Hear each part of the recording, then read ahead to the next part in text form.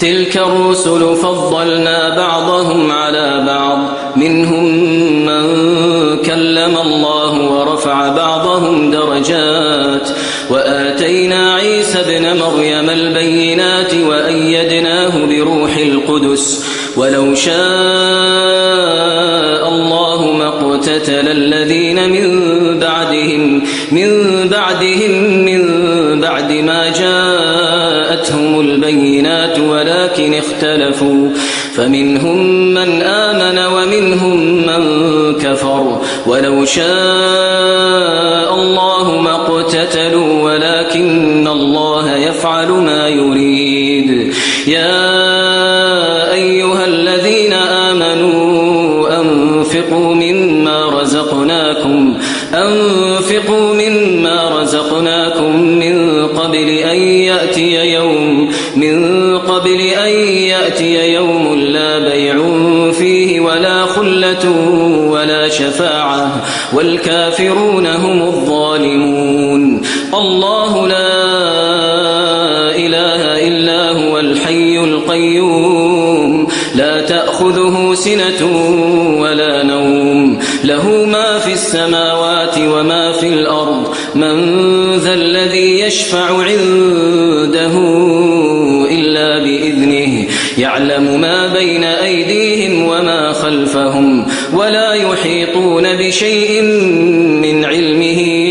إلا بما شاء وسع كرسيه السماوات والأرض ولا يؤوده حفظهما وهو العلي العظيم لا إكراه في الدين قد تبين الرشد من الغي فمن يكفر بالطاغوت ويؤمن بالله فقد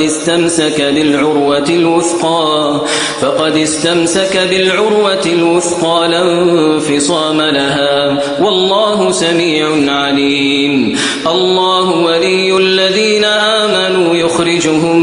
من الظلمات إلى النور والذين كفروا أولياؤهم الطاغوت يخرجونهم من النور إلى الظلمات أولئك أصحاب النار هم فيها خالدون ألم تر إلى الذي حاج إبراهيم في ربه أن آتاه الله الملك إذ قال إبراهيم ربي الذي يحيي ويميت قال أنا أحيي وأميت قال إبراهيم فإن الله يأتي بالشمس من المشرق فأت بها من المغرب فبهت الذي كفر والله لا يهدي القوم الظالمين أو كالذي مر على قرية وهي خاوية على عروشها قال أنى يحيي هذه الله بعد موتها فأماته الله 100 عام ثم بعثه قال كم لبثت قال لبثت يوما أو بعض يوم قال بل لبثت 100 عام فانظر إلى طعامك وشرابك لم يتسنه وانظر إلى حمارك ولنجعلك آية للناس وانظر إلى العظام كيف ننشزها ثم نكسوها لحما فلما تبين له قال أعلم أن الله على كل شيء قدير وإذ قال إبراهيم رب أرني كيف تحيي الموتى قال أولم تؤمن قال بلى ولكن ليطمئن قلبي قال فخذ 4 من الطير فصرهن إليك ثم اجعل على كل جبل منهن جزءا ثم ادعهن يأتينك سعيا واعلم أن الله عزيز حكيم مثل الذين ينفقون أموالهم في سبيل الله كمثل حبة أنبتت 7 سنابل في كل سنبلة 100 حبة والله يضاعف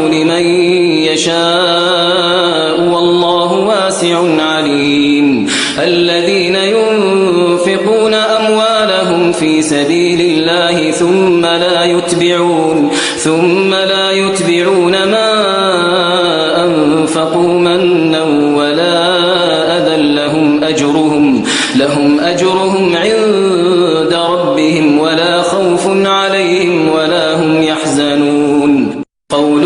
معروف ومغفرة خير من صدقة يتبعها أذى والله غني حليم يا أيها الذين آمنوا لا تبطلوا صدقاتكم بالمن والأذى كالذي ينفق ماله رئاء الناس ولا يؤمن بالله واليوم الآخر فمثله كمثل صفوان عليه تراب فأصابه وابل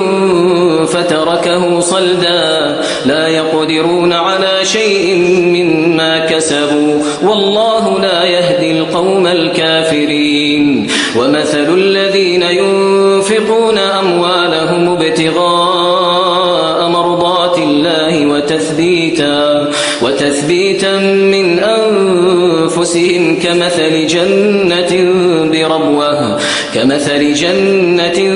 بربوة أصابها وابل فآتت أكلها ضعفين فإن لم يصبها وابل فطل والله بما تعملون بصير أيود أحدكم أن تكون له جنة من نخيل وأعناب تجري من تحتها الأنهار له فيها من كل الثمرات وأصابه الكبر وله ذرية ضعفاء فأصابها إعصار فيه نار فاحترقت كذلك يبين الله لكم الآيات لعلكم تتفكرون يا أيها الذين آمنوا أنفقوا من طيبات ما كسبتم ومما أخرجنا لكم من الأرض ولا تيمموا الخبيث منه تنفقون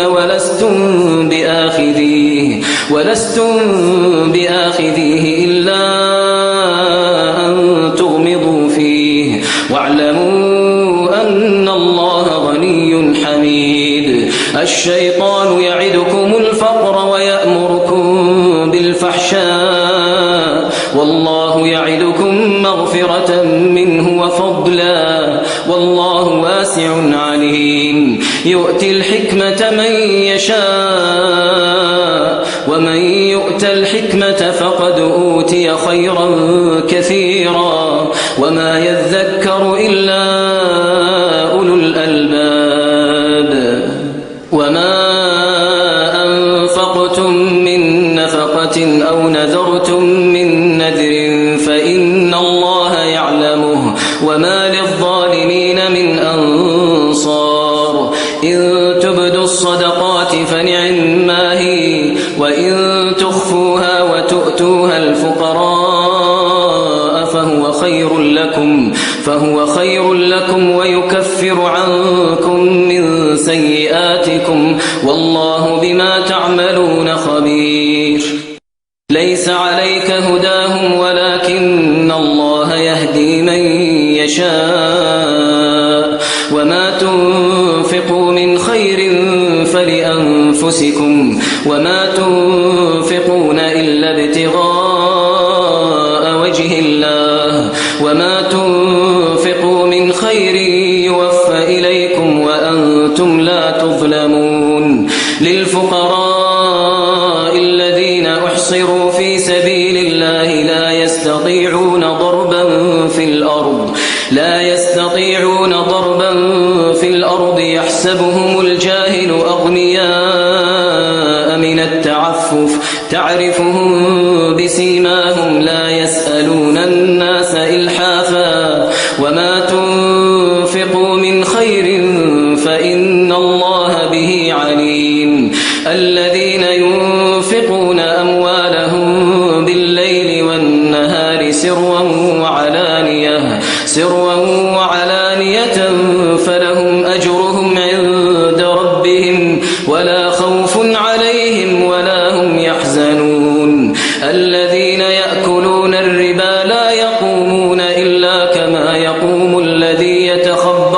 الشيطان من المس. ذلك بأنهم قالوا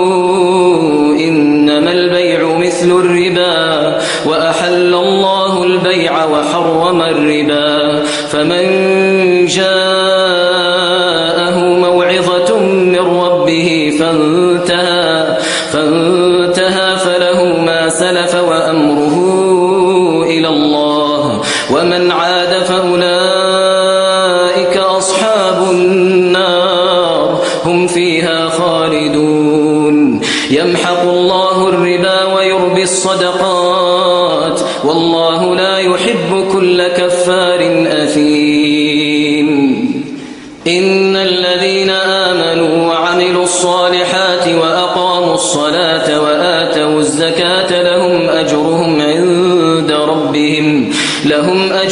عند ربهم ولا خوف عليهم ولا هم يحزنون. يا أيها الذين آمنوا اتقوا الله وذروا ما بقي من الربا إن كنتم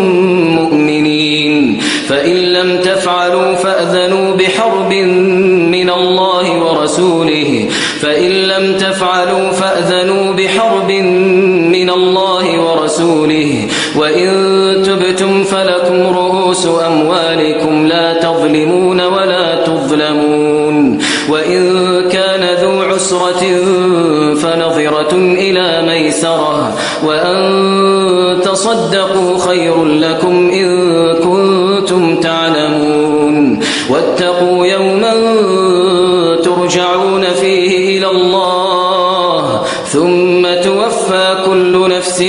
ما كسبت وهم لا يظلمون. يا أيها الذين آمنوا إذا تداينتم بدين إلى أجل مسمى فاكتبوه وليكتب بينكم كاتب بالعدل ولا يأب كاتب أن يكتب كما علمه الله فليكتب وليملل الذي عليه الحق وليتق الله ربه ولا يبخس منه شيئا، فإن كان الذي عليه الحق سفيها أو ضعيفا أو لا يستطيع أن يمل هو فليملل وليه بالعدل واستشهدوا شهيدين من رجالكم فإن لم يكونا رجلين فرجل وامرأتان ممن ترضون من الشهداء أن تضل إحداهما فتذكر إحداهما الأخرى ولا يأبى الشهداء إذا ما دعوا ولا تسأموا أن تكتبوه صغيرا أو كبيرا إلى أجله ذلكم أقسط عند الله وأقوم للشهادة وأدنى ألا ترتابوا إلا أن تكون تجارة حاضرة تديرونها بينكم فليس عليكم جناح ألا تكتبوها وأشهدوا إذا تبايعتم ولا يضار كاتب ولا شهيد وإن تفعلوا فإنه فسوق بكم واتقوا الله ويعلمكم الله والله بكل شيء عليم. وإن كنتم على سفر ولم تجدوا كاتبا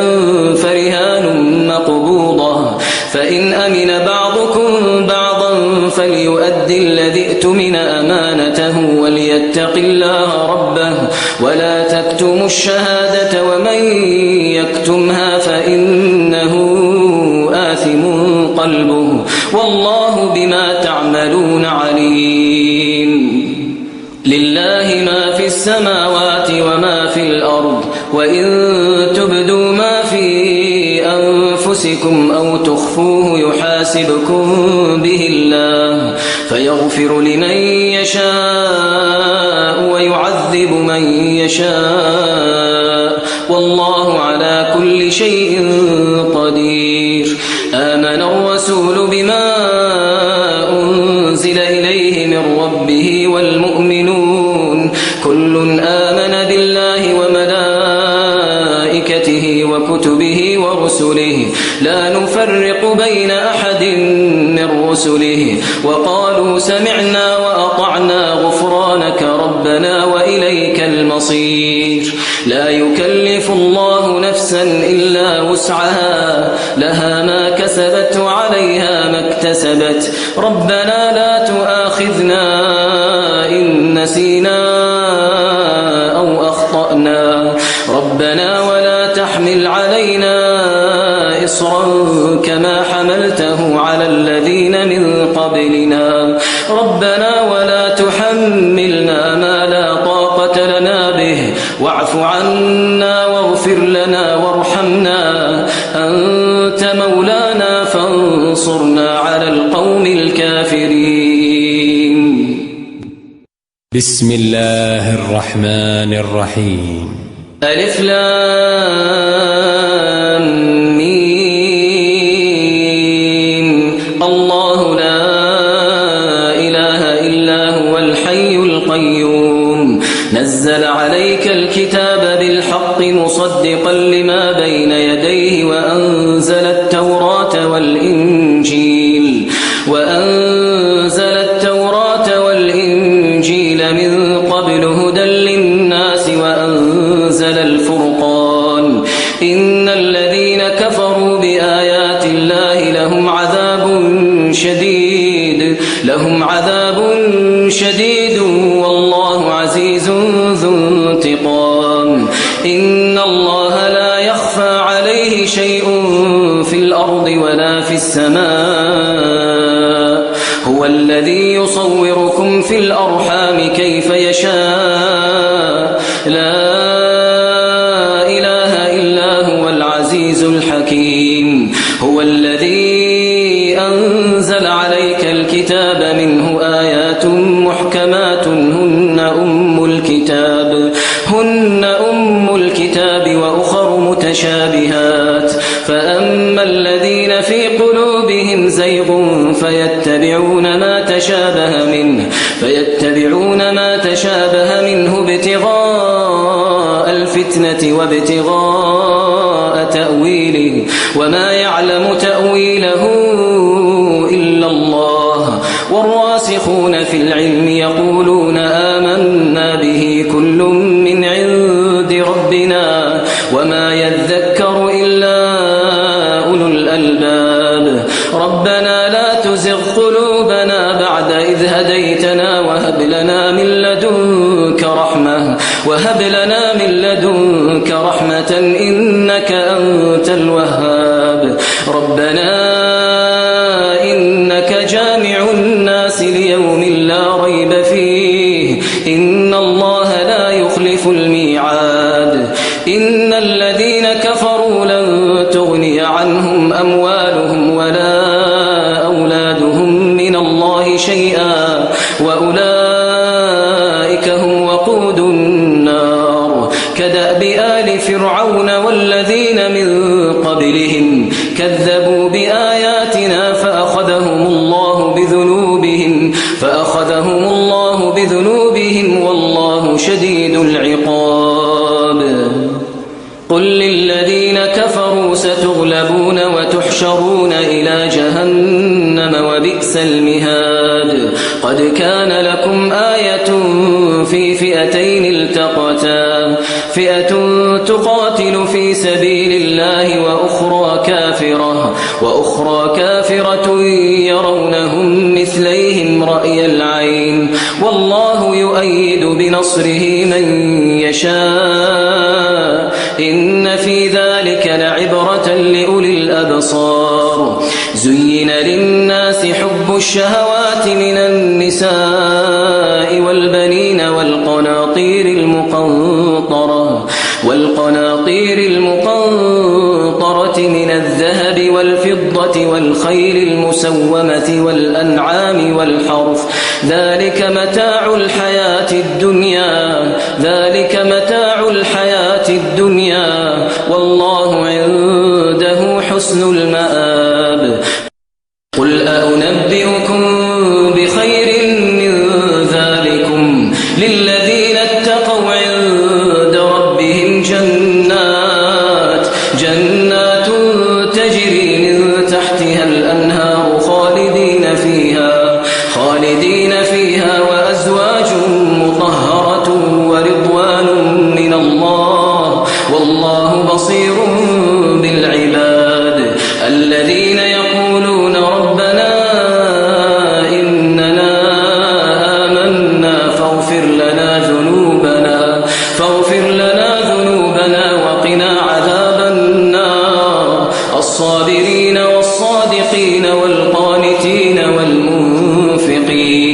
والمنفقين والمستغفرين بالأسحار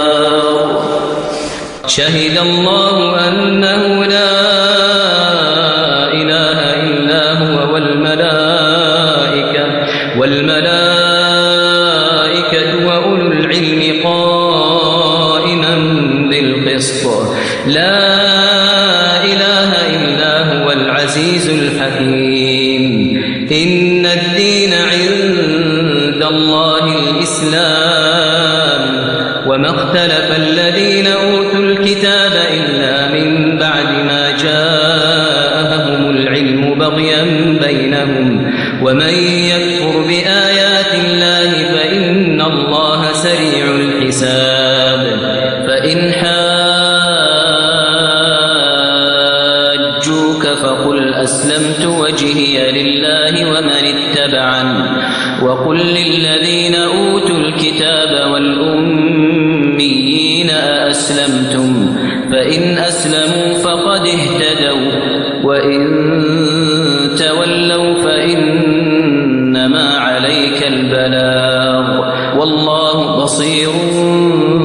بالعباد إن الذين يكفرون بآيات الله ويقتلون النبيين بغير حق ويقتلون الذين يأمرون بالقسط من الناس فبشرهم بعذاب أليم أولئك الذين حبطت أعمالهم في الدنيا والآخرة وما لهم من ناصرين ألم تر إلى الذين أوتوا نصيبا من الكتاب يدعون إلى كتاب الله ليحكم بينهم ثم يتولى فريق منهم وهم معرضون ذلك بأنهم قالوا لن تمسنا النار إلا أياما معدودات وغرهم في دينهم ما كانوا يفترون فكيف إذا جمعناهم ليوم لا ريب فيه ووفيت كل نفس ما كسبت وهم لا يظلمون قل اللهم مالك الملك تؤتي الملك من تشاء وتنزع الملك ممن تشاء وتعز من تشاء وتذل من تشاء بيدك الخير إنك على كل شيء قدير تولج الليل في النهار وتولج النهار في الليل وتخرج الحي من الميت وتخرج الميت من الحي وترزق من تشاء بغير حساب لا يتخذ المؤمنون الكافرين أولياء من دون المؤمنين ومن يفعل ذلك فليس من الله في شيء إلا أن تتقوا منهم تقاه ويحذركم الله نفسه وإلى الله المصير قل إن تخفوا ما في صدوركم أو تبدوه يعلمه الله ويعلم ما في السماوات وما في الأرض والله على كل شيء قدير يوم تجد كل نفس ما عملت من خير محضرا وما عملت من سوء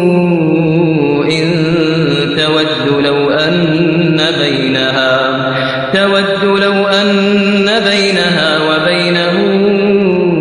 أمدا بعيدا ويحذركم الله نفسه والله رؤوف بالعباد قل إن كنتم تحبون الله فاتبعوني يحببكم الله ويغفر لكم ذنوبكم والله غفور رحيم قل أطيعوا الله والرسول فإن تولوا فإن الله لا يحب الكافرين. إن الله اصطفى آدم ونوحا وآل إبراهيم وآل عمران على العالمين ذرية بعضها من بعض والله سميع عليم. إذ قالت امرأة عمران رب إني نذرت لك ما في بطني محررا فتقبل مني إنك أنت السميع العليم. فلما وضعتها قالت رب إني وضعتها أنثى والله أعلم بما وضعت وليس الذكر كالأنثى وإني سميتها مريم وإني أعيدها بك وذريتها من الشيطان الرجيم. فتقبلها ربها بقبول حسن وأنبتها نباتا حسنا وكفلها زكريا. كلما دخل عليها زكريا المحراب وجد عندها رزقا قال يا مريم أنى لك هذا قالت هو من عند الله إن الله يرزق من يشاء بغير حساب. هنالك دعا زكريا ربه قال رب هب لي من لدنك ذرية طيبة إنك سميع الدعاء. فنادته الملائكة وهو قائم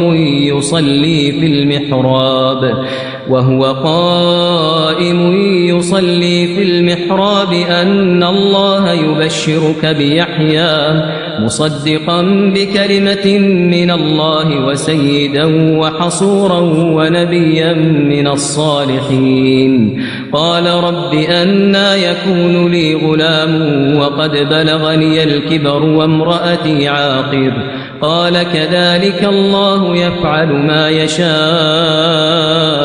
قال رب اجعل لي آية قال آيتك ألا تكلم الناس 3 أيام إلا رمزا واذكر ربك كثيرا وسبح بالعشي والإبكار. وإذ قالت الملائكة يا مريم إن الله اصطفاك وطهرك واصطفاك على نساء العالمين. يا مريم اقنتي لربك واسجدي واركعي مع الراكعين. ذلك من أنباء الغيب نوحيه إليك وما كنت لديهم إذ يلقون أقلامهم أيهم يكفل مريم وما كنت لديهم إذ يختصمون. إذ قالت الملائكة يا مريم إن الله يبشرك بكلمة منه اسمه المسيح عيسى ابن مريم وجيها في الدنيا والآخرة ومن المقربين ويكلم الناس في المهد وكهلا ومن الصالحين. قالت رب أنى يكون لي ولد ولم يمسسني بشر قال كذلك الله يخلق ما يشاء إذا قضى أمرا فإنما يقول له كن فيكون. ويعلمه الكتاب والحكمة والتوراة والإنجيل ورسولا إلى بني إسرائيل أني قد جئتكم بآية من ربكم أني أخلق لكم من الطين كهيئة الطير فأنفخ فيه فيكون طيرا بإذن الله وأبرئ الأكمه والأبرص وأحيي الموتى بإذن الله وأنبئكم بما تأكلون وما تدخرون في بيوتكم إن في ذلك لآية لكم إن كنتم مؤمنين ومصدقا لما بين يدي من التوراة ولأحل لكم بعض الذي حرم عليكم وجئتكم بآية من ربكم فاتقوا الله وأطيعون إن الله ربي وربكم فاعبدوه هذا صراط مستقيم فلما أحس عيسى منهم الكفر قال من أنصاري إلى الله قال الحواريون نحن أنصار الله آمنا بالله واشهد بأننا مسلمون ربنا آمنا بما أنزلت واتبعنا الرسول فاكتبنا مع الشاهدين ومكروا ومكر الله والله خير الماكرين إذ قال الله يا عيسى إني متوفيك ورافعك إلي ومطهرك من الذين كفروا وجاعل الذين اتبعوك فوق الذين كفروا إلى يوم القيامة ثم إلي مرجعكم فأحكم بينكم فيما كنتم فيه تختلفون فأما الذين كفروا فأعذبهم عذابا شديدا في الدنيا والآخرة وما لهم من ناصرين وأما الذين آمنوا وعملوا الصالحات فيوفيهم أجورهم والله لا يحب الظالمين ذلك نتلوه عليك من الآيات والذكر الحكيم إن مثل عيسى عند الله كمثل آدم خلقه من تراب ثم قال له كن فيكون الحق من ربك فلا تكن من الممترين فمن حاجك فيه من بعد ما جاءك من العلم فقل تعالوا ندع أبناءنا وأبناءكم ونساءنا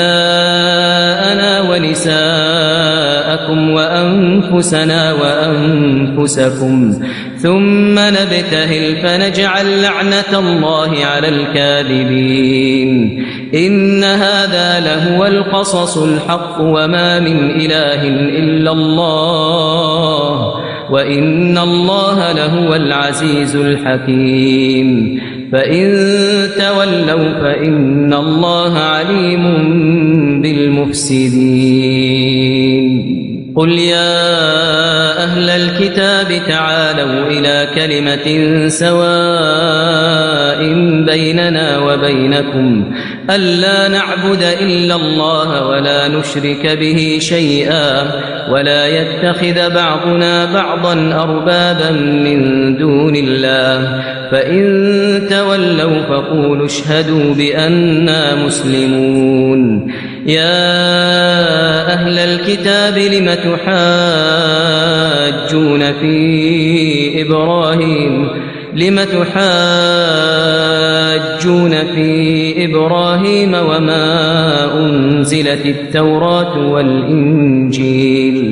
وما أنزلت التوراة والإنجيل إلا من بعده أفلا تعقلون ها أنتم هؤلاء حاججتم فيما لكم به علم فلم تحاجون فيما ليس لكم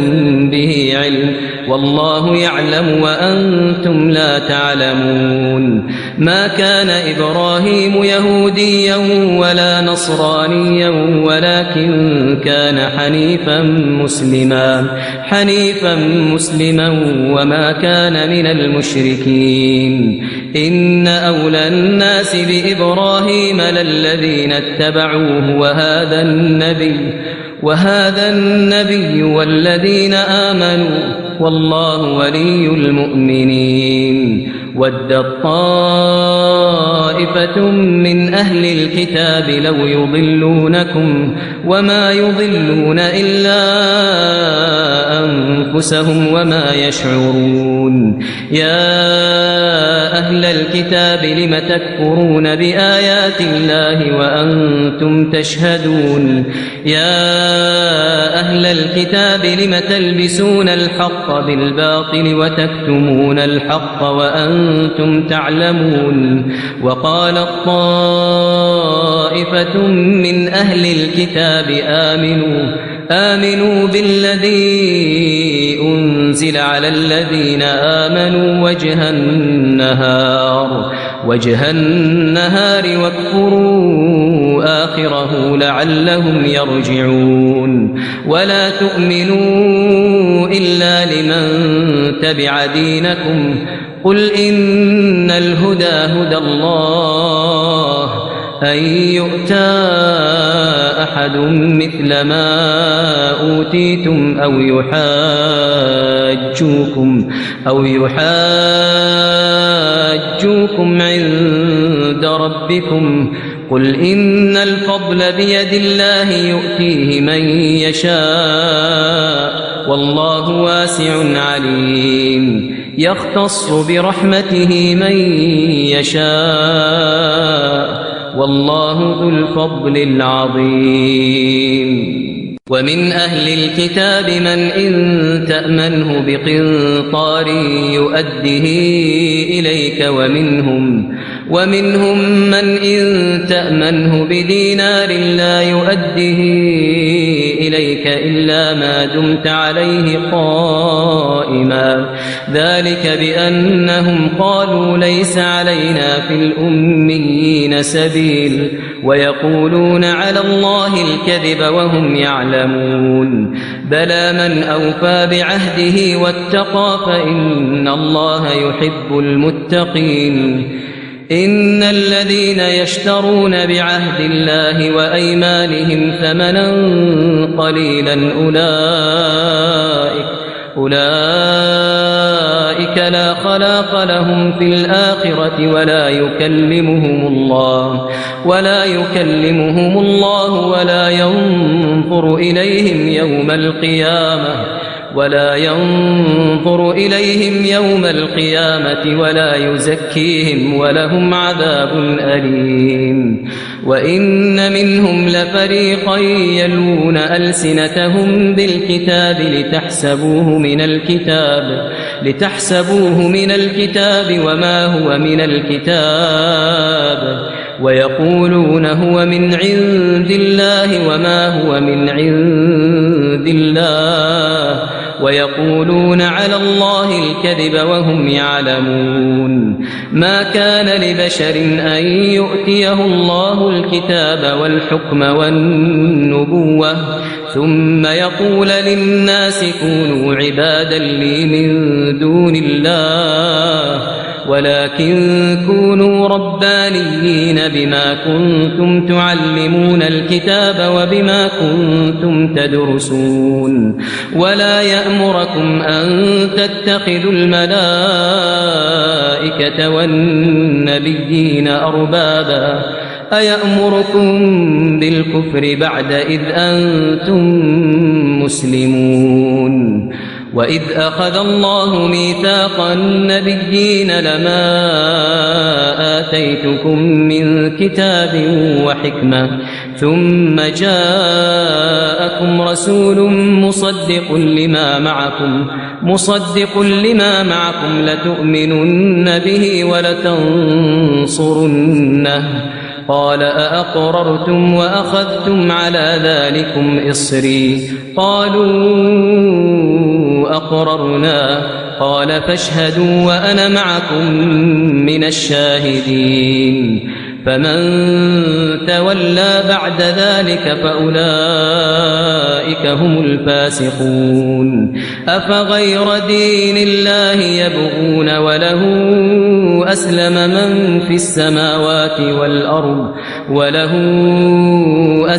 من في السماوات والأرض طوعا وكرها وإليه يرجعون قل آمنا بالله وما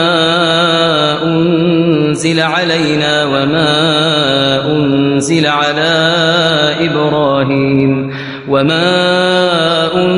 على إبراهيم وإسماعيل وإسحاق ويعقوب والأسباط وما أوتي موسى وعيسى والنبيون من ربهم لا نفرق بين أحد منهم ونحن له مسلمون ومن يبتغ غير الإسلام دينا فلن يقبل منه وهو في الآخرة من الخاسرين كيف يهدي الله قوما كفروا بعد إيمانهم وشهدوا أن الرسول حق وجاءهم البينات والله لا يهدي القوم الظالمين أولئك جزاؤهم أن عليهم لعنة الله والملائكة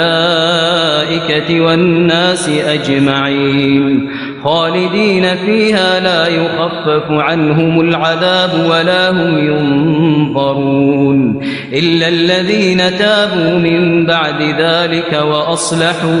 وأصلحوا فإن الله غفور رحيم إن الذين كفروا بعد إيمانهم ثم ازدادوا كفرا لن تقبل توبتهم وأولئك هم الضالون